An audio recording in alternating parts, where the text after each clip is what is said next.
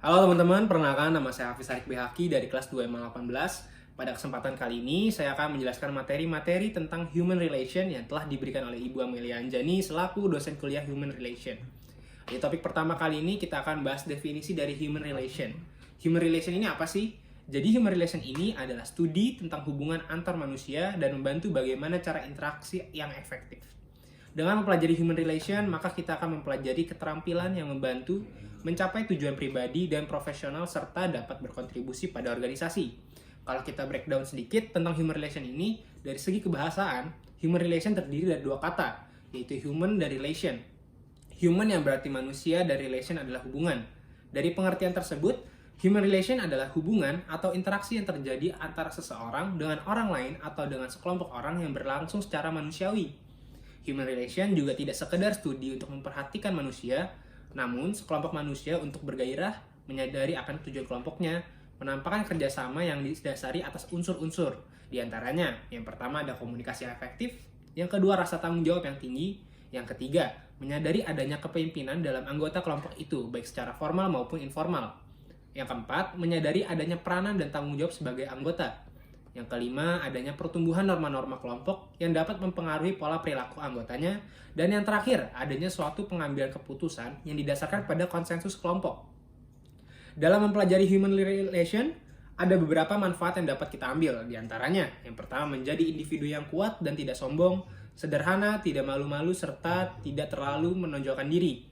Yang ketiga, mempertimbangkan orang lain tanpa melupakan diri sendiri serta kebutuhan organisasi. Yang keempat, menunjukkan minat kepada orang lain dan membicarakan hal yang diminati tanpa mengorek kehidupan pribadinya. Yang kelima, mendengarkan sambil memberikan komentar. Keenam, bijaksana namun tidak malas dan lambat bertindak.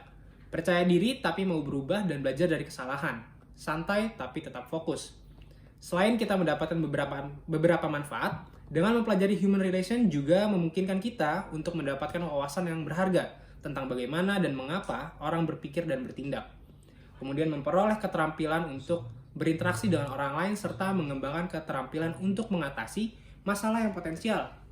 Kemudian membantu membangun hubungan yang positif dan mengatasi masalah pribadi. Yang keempat, mengembangkan strategi peningkatan karir dan pribadi serta kompetensi sosial. Lanjut ke topik kedua, kita akan membahas komunikasi dalam human relation. Definisi komunikasi adalah proses di mana pesan disampaikan oleh komunikator kepada penerima.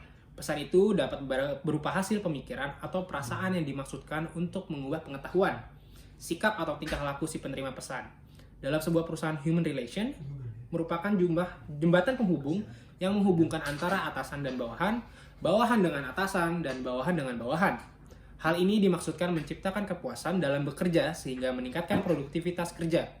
Oleh karena itu, kemampuan komunikasi yang baik merupakan aspek yang penting dalam human relation untuk membangun tim dan menghindari kesalahpahaman.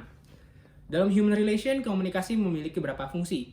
Di antaranya yang pertama, untuk meningkatkan gairah kerja suatu organisasi. Yang kedua, untuk meningkatkan hubungan kerja serta kerjasama di antara teman kerja. Yang ketiga, untuk mengurangi aspek-aspek negatif dari timbulnya konflik maupun frustrasi. Yang keempat, untuk dapat mengetahui sedini mungkin kemelut-kemelut di dalam organisasi, terutama yang menyangkut kepada hubungan kerja yang harmonis. Yang kelima, untuk mengetahui sejauh mana faktor psikologis, manajemen, dan sosiologis. Dalam human relation, terdapat beberapa jenis komunikasi yang dibutuhkan. Antaranya yang pertama, komunikasi efektif. Komunikasi efektif ini adalah komunikasi yang mampu untuk menghasilkan perubahan sikap pada orang yang terlihat dalam komunikasi. Tujuannya agar memberi kemudahan dalam memahami pesan yang disampaikan antara pemberi dan penerima, sehingga bahasa lebih jelas, lengkap, pengiriman dan umpan balik seimbang, dan melatih menggunakan bahasa nonverbal secara baik. Menurut Sari, dalam menjalankan komunikasi efektif terdapat 5 hukum, yaitu yang pertama respect, kedua empathy, ketiga audible, keempat clarity, yang terakhir humble. Yang kedua, komunikasi formal. Menurut Effendi bahwa sistem komunikasi formal biasanya mengikuti garis-garis wewenang sebagaimana dituangkan dalam struktur organisasi. Proses komunikasinya biasanya dilakukan di dalam lembaga formal melalui garis perintah atau sifatnya instruktif. Yang ketiga, komunikasi informal. Menurut De Vito, komunikasi informal sebagai komunikasi yang disetujui secara sosial yang orientasinya tidak pada organisasi tetapi lebih secara individual. Hal ini berfungsi untuk memelihara hubungan sosial, persahabatan kelompok informal, penyebaran informasi yang bersifat pribadi dan privat seperti isu, gosip, ataupun rumor. Yang keempat, komunikasi verbal. Menurut Purwanto, komunikasi verbal merupakan penyampaian komunikasi dengan menyusun kata-kata ke dalam suatu pola yang memiliki arti atau makna dalam bentuk tertulis maupun lisan. Ciri komunikasi verbal ditandai dengan yang pertama, disampaikan secara lisan atau tulisan. Yang kedua, proses komunikasi eksplisit dan cenderung dua arah. Yang ketiga, kualitas proses komunikasi seringkali ditentukan oleh komunikasi nonverbal. Kelima, komunikasi nonverbal.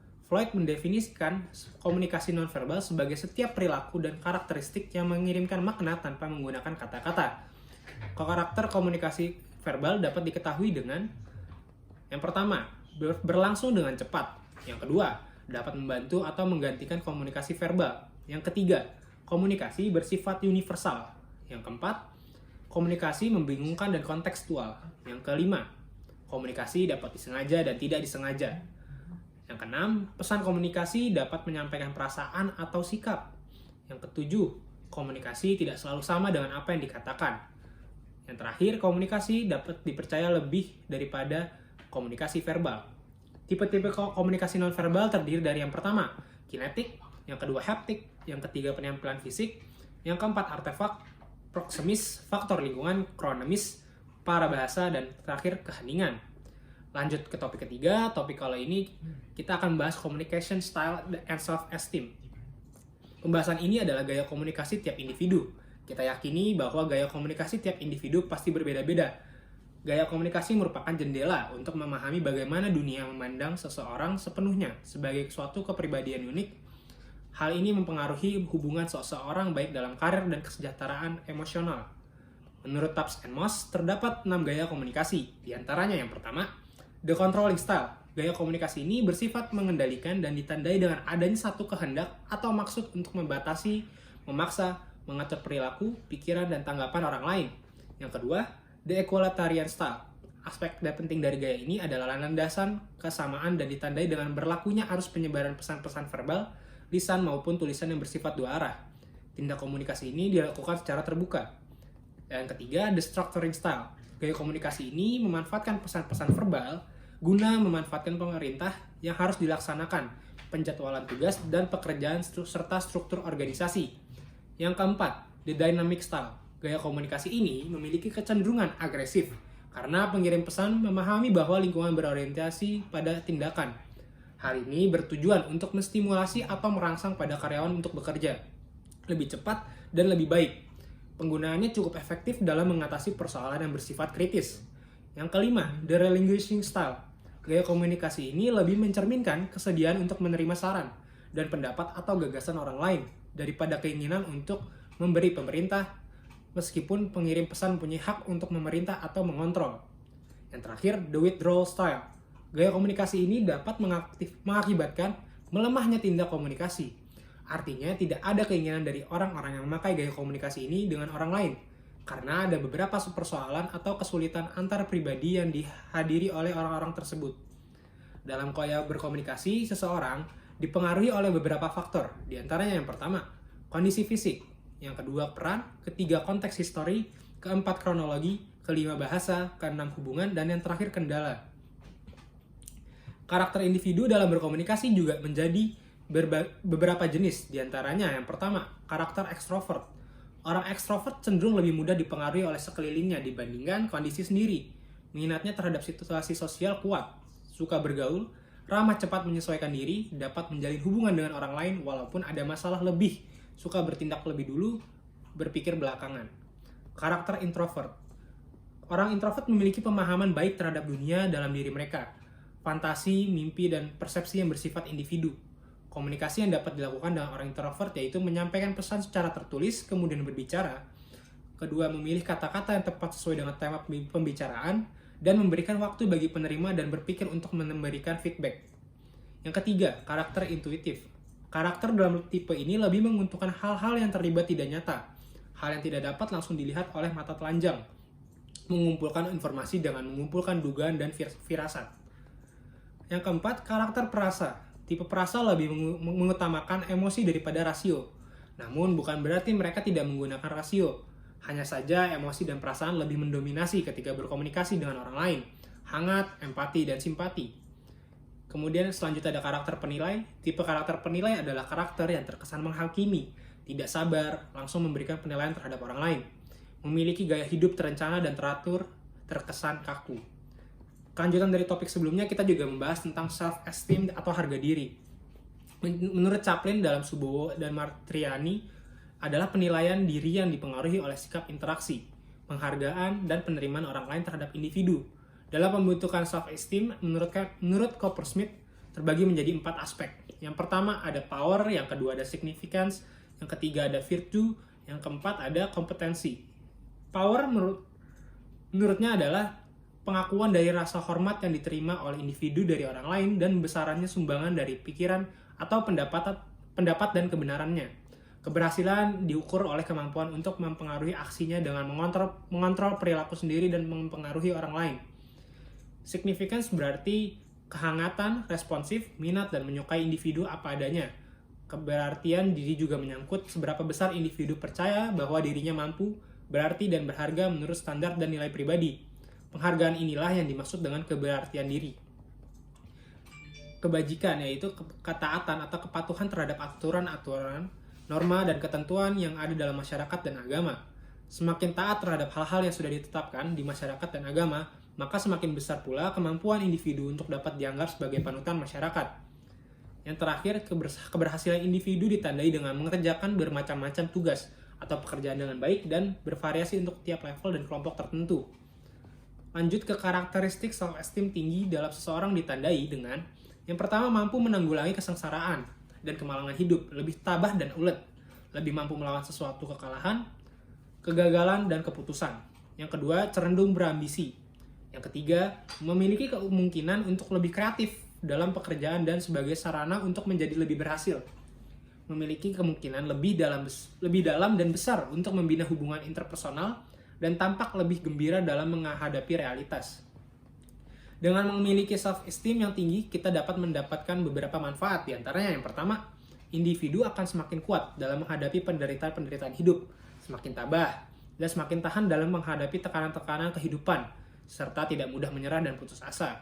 Yang kedua, individu semakin kreatif dalam bekerja.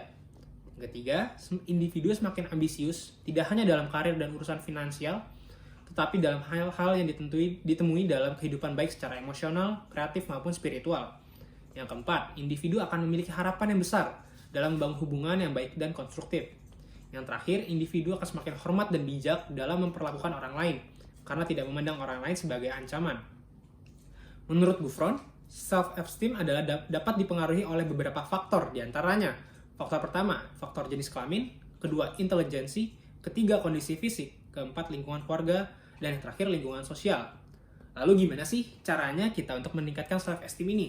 Pertama, belajar untuk selalu menghargai diri sendiri, walaupun terkadang orang lain memandang diri rendah, tetapi tetapkan keyakinan Anda bahwa Andalah yang berhak atas hidup Anda dan Anda yang paling mengerti diri Anda.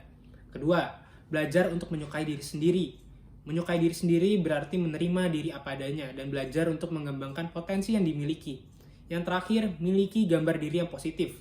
Hal ini berhubungan dengan penerimaan diri. Gambar diri adalah cara pandang Anda terhadap diri Anda. Lanjut ke topik Ethics Framework and Ethical Choice.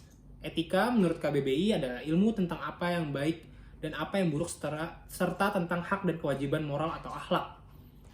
Unsur-unsur pokok dalam etika, pertama ada kebebasan, kedua tanggung jawab, dan ketiga hati nurani.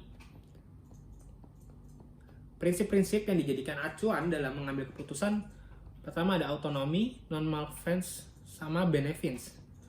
Prinsip-prinsip yang dijadikan acuan dalam mengambil keputusan, justice, proses pengambilan keputusan, mempertimbangkan faktor keadilan, dan termasuk implementasinya. Faktor-faktor yang mempengaruhi pengambilan keputusan yang pertama ada tahap perkembangan moral, kemudian lingkungan organisasi, dan yang terakhir tempat kedudukan kendali. Langkah-langkah pengambilan keputusan yang etis. Yang pertama, menentukan fakta-fakta, mengidentifikasi para pemegang kepentingan dan mempertimbangkan situasi-situasi dari sudut pandang mereka. Ketiga, mempertimbangkan alternatif-alternatif yang tersedia juga disebut dengan imajinasi moral. Yang terakhir, mempertimbangkan bagaimana sebuah keputusan dan mempengaruhi para pemegang kepentingan, membandingkan dan mempertimbangkan alternatif berdasarkan yang pertama konsekuensi, Kedua, kewajiban, hak, dan prinsip. Yang ketiga, dampak bagi integritas dan karakter pribadi. Keempat, membuat keputusan. Dan terakhir, memantau hasil. Etika manajemen, keputusan manajemen dan kegiatan organisasi yang berdasarkan pada nilai-nilai atau standar moral yang dianggap baik dan luhur dalam lingkungan dan masyarakat. Etika dalam organisasi atau etika manajemen perhatiannya meliputi 3 hal, yaitu yang pertama, hubungan organisasi atau perusahaan dengan karyawan, hubungan karyawan dengan organisasi, dan yang terakhir, hubungan organisasi dengan pihak luar. Tanggung jawab sosial, manajemen harus mempertimbangkan dampak sosial dan ekonomi dalam mengambil keputusan. Terdapat 2 pandangan terhadap pelaksanaan tanggung jawab sosialnya. Yang pertama, menganggap perusahaan merupakan bagian dari masyarakat. Yang kedua, menganggap organisasi bisnis tidak perlu menjalankan tanggung jawab sosial karena bertentangan dengan tujuan ekonomi. Strategi dalam pelaksanaan tanggung jawab sosial. Yang pertama, strategi menghindari tanggung jawab sosial karena mementingkan ekonomi. Kemudian, melaksanakan tanggung jawab sosial sebatas disyaratkan dalam peraturan atau undang-undang. Yang ketiga, melakukan tanggung jawab sosial, etika manajemen yang dapat diterima masyarakat. Melakukan tanggung jawab sosial secara proaktif agar tidak terjadi gejolak atau dampak sosial yang buruk terhadap organisasi. Kriteria tanggung jawab sosial. Yang pertama, tanggung jawab ekonomi. Pandangan ini mengatakan bahwa perusahaan harus dioperasikan dengan basis orientasi laba dengan misi tunggalnya, yaitu meningkatkan laba selama berada dalam peraturan permainan. Yang kedua, tanggung jawab legal. Yang ketiga, tanggung jawab etika. Dan keempat, tanggung jawab direksioner atau murni sukarela dan dituntun oleh keinginan sebuah perusahaan untuk memberi kontribusi sosial yang tidak diperintahkan oleh ekonomi, undang-undang, atau etika. Lanjut ke materi yang ke-9, kita akan membahas attitude can shape your life. Yang pertama topiknya adalah sikap. Sikap menurut Sarnoff mengidentifikasikan sikap sebagai kesediaan untuk bereaksi secara positif atau secara negatif terhadap objek-objek tertentu. Sikap adalah sebuah pemikiran yang diterima sebagai kebenaran dan yang menuntut seseorang untuk berpikir, merasakan, atau bertindak secara positif atau negatif terhadap seseorang, ide, atau peristiwa. Komponen sikap itu ada apa aja sih sebenarnya? Ternyata komponen sikap ternyata ada beberapa. Yang pertama, aspek kognitif. Aspek kognitif ini adalah berkaitan dengan gejala mengenai pikiran. Aspek ini berwujud pengolahan, pengalaman, dan keyakinan serta harapan individu tentang objek atau kelompok objek tertentu. Yang kedua, aspek afektif. Berwujud proses yang berkaitan dengan perasaan tertentu. Yang ketiga, aspek konatif, berwujud proses tendensi atau kecenderungan untuk berbuat suatu objek. Ciri-ciri sikap tuh ada 5. Yang pertama, sikap tidak dibawa orang sejak lahir. Yang kedua, sikap dapat berubah-ubah. Yang ketiga, sikap tidak dapat berdiri sendiri. Yang keempat, objek sikap dapat merupakan satu hal tertentu. Dan yang kelima, sikap mempunyai segi-segi motivasi dan segi-segi perasaan. Lanjut ke fungsi sikap. Fungsi sikap merupakan sikap berusaha untuk memaksimalkan hal-hal yang diinginkan dan meminimalkan hal-hal yang tidak diinginkan. Fungsi sikap menurut Katz dalam Azwar ada 4. Yang pertama, fungsi penyesuaian diri, fungsi pertahanan ego, fungsi ekspresi nilai, yang keempat, fungsi pengetahuan. Pembentukan dan perubahan sikap. Menurut Kusum dan Jauhar, terdapat 4 sikap. Pertama, adopsi, kedua, diferensial, yang ketiga, integrasi, dan yang terakhir, trauma. Pembentukan dan perubahan sikap. Faktor yang mempengaruhi dalam pembentukan sikap menurut Azwar ada 6. Yang pertama, pengalaman pribadi, pengaruh orang lain yang dianggap penting, ketiga, pengaruh kebudayaan, keempat, media massa, kelima, lembaga pendidikan dan lembaga agama, keenam, pengaruh faktor emosional.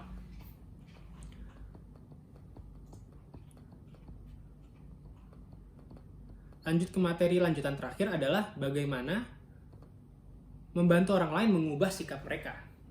Mengubah sikap orang lain terdapat 2 teknik ampuh. Yang pertama, ubah kondisi yang mendahului perilaku tersebut.